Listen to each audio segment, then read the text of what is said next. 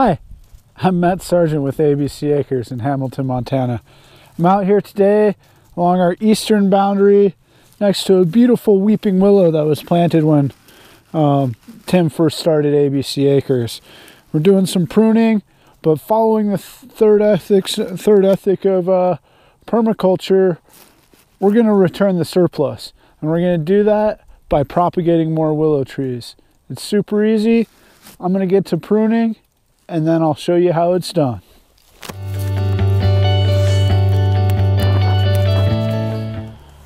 All right, so I've done the first major pruning. I've kind of taken everything up to 6 feet off of it. And I did that for two reasons. One, we want the tree to keep going up and then start going out. So by eliminating the lower growth, it's going to reach up and then it'll start sending out more branches and really start weeping the way a weeping willow does. Two, this is kind of in our zone 4 area. We don't do a lot of maintenance out of here and we can get pretty heavy deer pressure. So this way we're taking browse to deer height, basically. They might be able to reach up and get a little bit. As it's weeping down, they'll be able to get some, but that's the main purpose of that pruning. And I thought about it a little bit. Maybe this isn't the third ethic. Maybe this is earth care, the first ethic. Either way, it's a great thing to do. But once you have your pruning, you're gonna have a big old pile of willows. I'll real quickly show you ours. There's our pile of willow branches. Then you're gonna have to prune the prunings, basically. And basically, you're kind of looking for a central leader. This one's perfect. It does have one branch. I might chop that off.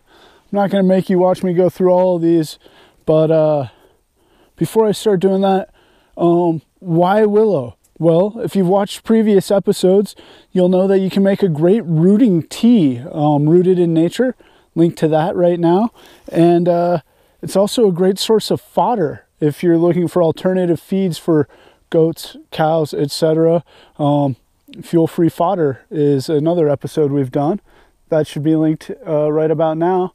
But in addition to uses to make teas or to be used as livestock feed, willow is also one of the original pain relievers. If you're looking at herbal medicine, you make a tea out of the bark, and that can help with headaches and minor aches and pains. So as always, consult a doctor or an herbalist before you try any herbal remedies.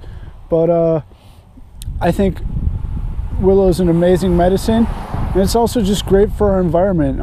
It really helps clean the air and provides a lot of the other benefits that we know trees do as far as regulating climate and creating local microclimates. So when we're back, I'll show you how to propagate it. All right, so I'm back. Got a pile of prunings or future rooted willows, and I'm going to show you how it's done. It's super simple. We like to use a piece of rebar, especially when the ground's frozen.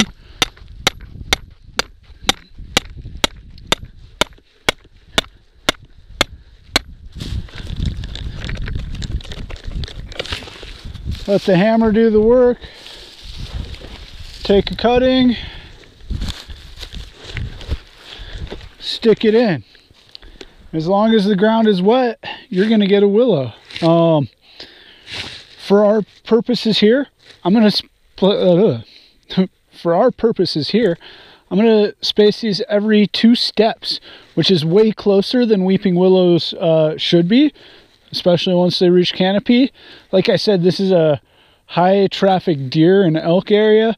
There's a chance that we're going to lose some to browse. That said, willow is coppicable, which is part of why we're going so close. Because should we get 100% success rate, 100% take, we will be coppicing and pollarding these in years to come as fodder for our dairy goats, which is highly nutritious, and it's a very easy, affordable form of feed, and it benefits the environment too. So as always, thanks for joining us, and let us know if you have any questions or comments, and until next time, happy growing.